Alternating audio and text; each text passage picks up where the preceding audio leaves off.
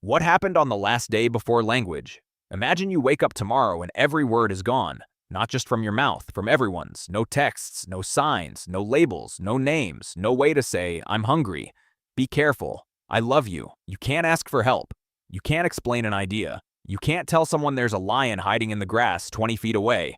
All you can do is make noises, point, gesture, and hope somebody understands. Sounds impossible. But for almost all of human history, that's exactly how life worked. And that raises a strange question. A question almost nobody asks. What was the very last day before language like? Not thousands of years before language. Not the entire prehistoric era. The actual final day. The last sunrise before the first true word was ever spoken. Because somebody had to live through that day. Somewhere on Earth, a human woke up in a silent world. And before the sun set again, everything changed. Tonight, you're going to experience that day. First, we need to clear up a common misunderstanding. When people imagine the world before language, they picture cartoon cavemen, wild hair, animal skins, huge clubs, barely human. Forget all of that. The people living before language weren't primitive creatures. They were Homo sapiens, the same species as you, same brain size, same emotions, same capacity for love, fear, curiosity, and grief. If one of these people were born today, raised in a modern family, and educated in school, they could become a doctor, a scientist, a musician, a YouTuber. Biologically, they were already modern humans. The hardware was complete. The software just hadn't arrived yet. And that's what makes this story so fascinating. Because these people weren't waiting to become human. They already were. They just hadn't discovered words. So let's travel back. About 150,000 years ago, East Africa, the sun is beginning to rise. And you are there. You open your eyes. You don't think, good morning.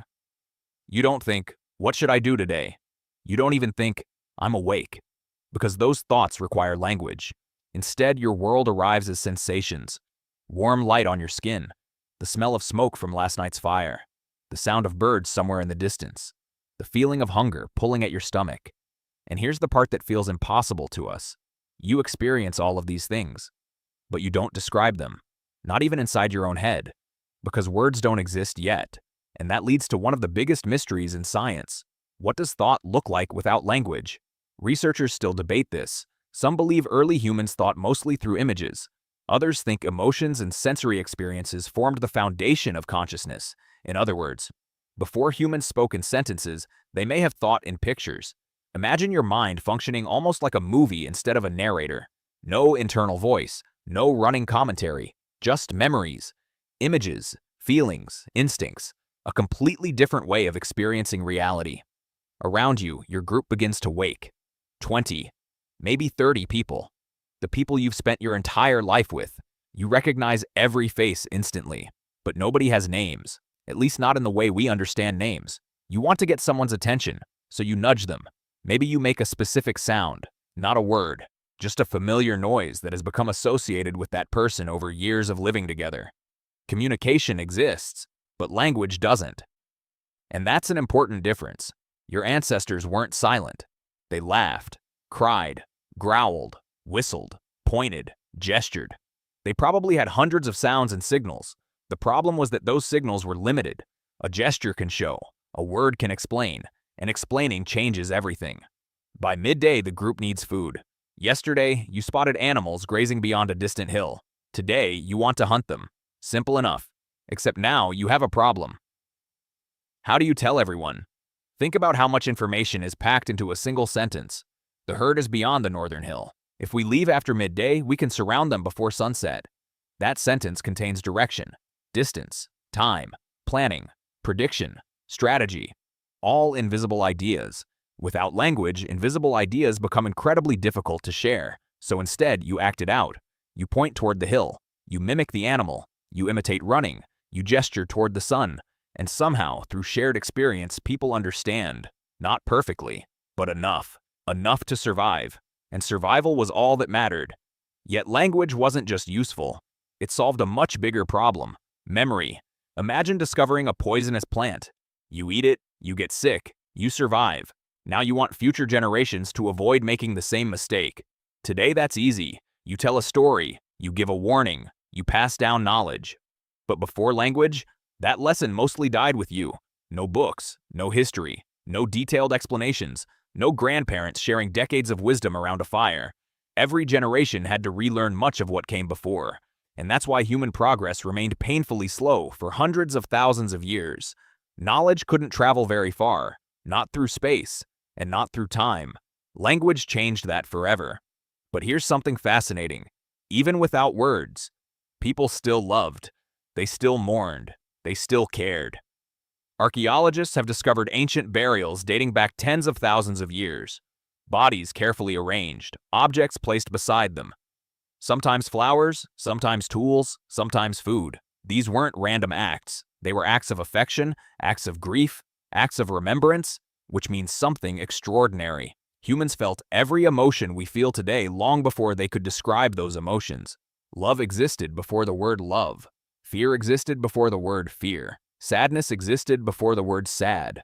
Imagine losing someone important to you and having absolutely no vocabulary to express what you're experiencing. No conversation, no explanation, no therapy, no journal, no poems, only the raw feeling itself.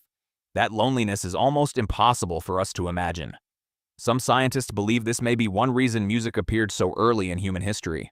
Because before humans could say, "I am sad," they could sing sadness. Before they could describe joy, they could dance it. Before they could explain hope, they could create rhythm.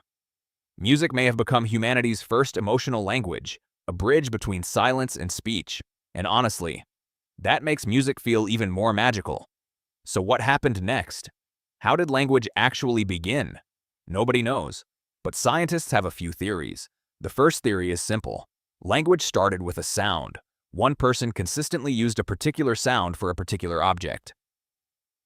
Others copied it. The sound spread. More sounds followed. Slowly, a shared vocabulary emerged. The world's first words. Tiny at first, then larger, then unstoppable. Another theory says language began with gestures. Hands came first. Speech came later. In fact, this idea explains something strange. Why do we still gesture when we talk? Even on the phone, even when nobody can see us. Our hands may still remember a communication system older than speech itself. And then there's the most fascinating possibility. Language started with a child, a mutation, a tiny neurological change. One child whose brain connected sounds and meanings in a revolutionary way. That child grew up, had children, shared the system, and eventually the ability spread, not through invention, but through evolution.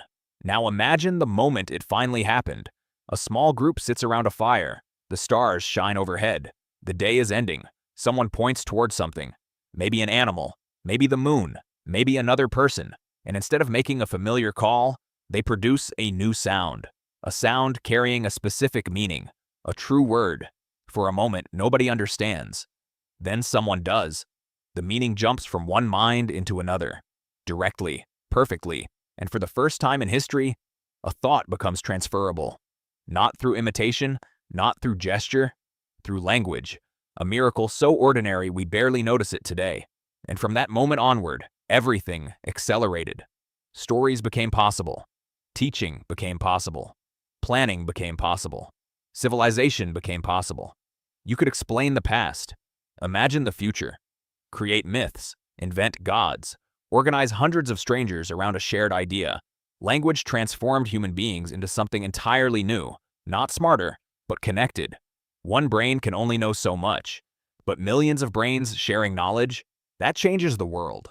Every city, every nation, every religion, every scientific discovery, every book, every song, every YouTube video, all of it traces back to that first successful exchange of words. So let's return to our original question. What happened on the last day before language? The answer is surprisingly simple. Your ancestors woke up. They felt warmth. They felt hunger. They laughed. They worried. They loved the people around them. They survived another day. They were already human. Completely human. They just hadn't found the words yet. And somewhere, before that day ended, someone finally did. One word became two. Two became hundreds. Hundreds became languages. Languages became civilizations. And eventually, those words crossed thousands of generations to reach you. Reading these words right now, the descendants of a species that once had no way to say anything at all. And maybe that's the strangest part of this entire story. The most important invention in human history wasn't a tool. It wasn't fire. It wasn't the wheel. It was a sound carrying meaning, a sound that changed everything. A word,